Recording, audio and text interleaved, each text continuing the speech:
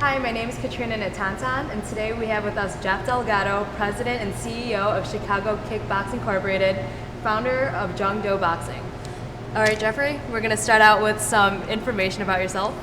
How long have you been training in the martial arts, and how long did Chicago KICKBOX come to be? I mean, when did it start? What motivated you to start the whole Well, company? Katrina, thanks for having me today. Okay. Basically, Chicago KICKBOX, how it came to be and how long I've been in the martial arts. Well, I've been in the martial arts for about 18 years now. Feels like it hasn't been that long, but it's been 18 years, which really, when you look at it, it's not too long in the martial arts anyway. Chicago KICKBOX basically came to be, it was an idea I had about maybe 12 years ago, something like that. I basically wanted to create a system, a place where disadvantaged women, specifically victims of domestic violence, having grown up in that situation, could go to and receive training on not only how to defend themselves, but also how to empower themselves. And that's the main focus of Chicago KICKBOX. After being in the martial arts for so long and having so much knowledge, I realized that I could do more with it and that I should do more with it. And that's where Chicago KICKBOX came into play. Okay. For the couple of years that I've known you, you're pretty adamant about promoting feminine strength. What motivated you and what still motivates you to teach them? And do you train men as well? I have yet to see or encounter a martial arts school that really will take a woman and train her as an equal to a man. Okay. I know there's physical differences and so forth and this and that, size and variations, whatever. But I mean, the fundamental training, I feel, is always lacking.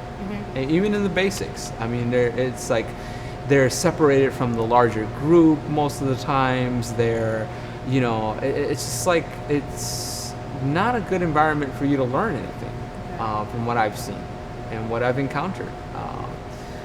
But as training men, yes, I do train men as well, open-minded men. We're very strict on who we train.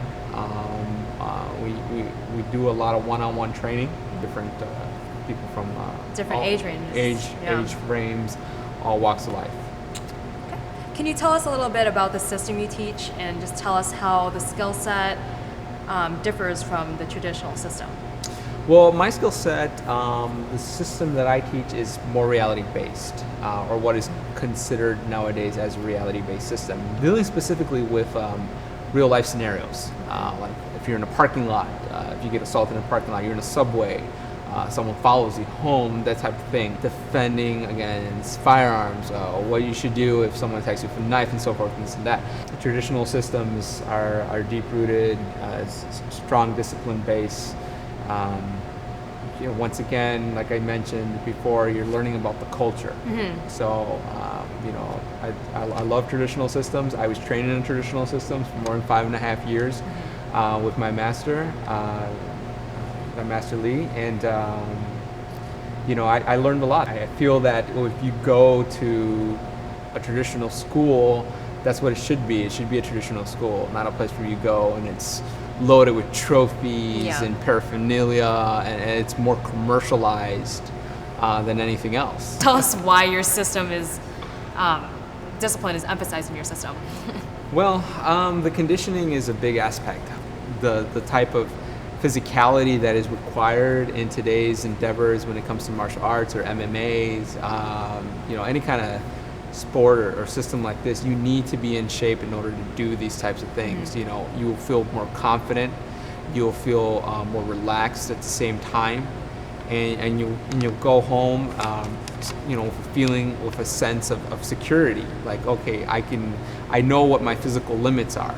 I know what my physical attributes are. I know, okay, maybe I'm not the fastest, runner, or maybe I'm not the fastest puncher, but I have other attributes that that can help me. And how else are you going to find those out unless you do full contact sparring, unless you're trained to see what you can do.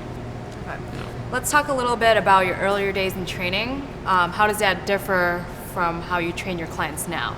or if it differs at all? Well, my early days in training were, I feel that they were pretty brutal. And you know, back in the day when I first started training, my first intro to boxing and kickboxing was through a great friend of mine, Frank Patchell.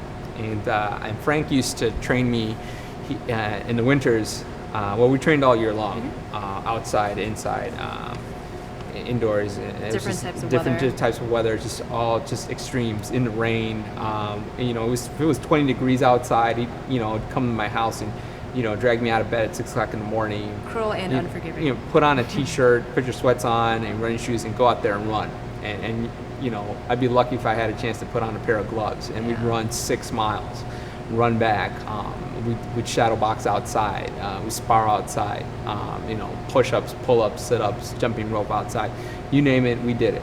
A lot of plyos, a lot of calisthenics. I mean, those days. I mean, they're behind me now, but I definitely use that type of training method for my clients today. I mean, granted, I can't put them through the same paces, but you know, it's very intense. I like to get you into shape. I like to make sure that you know you can do what I'm asking you to do with confidence.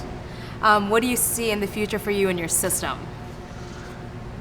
For me and my Jung Do, my boxing, I basically see it evolving, just like I think every system does.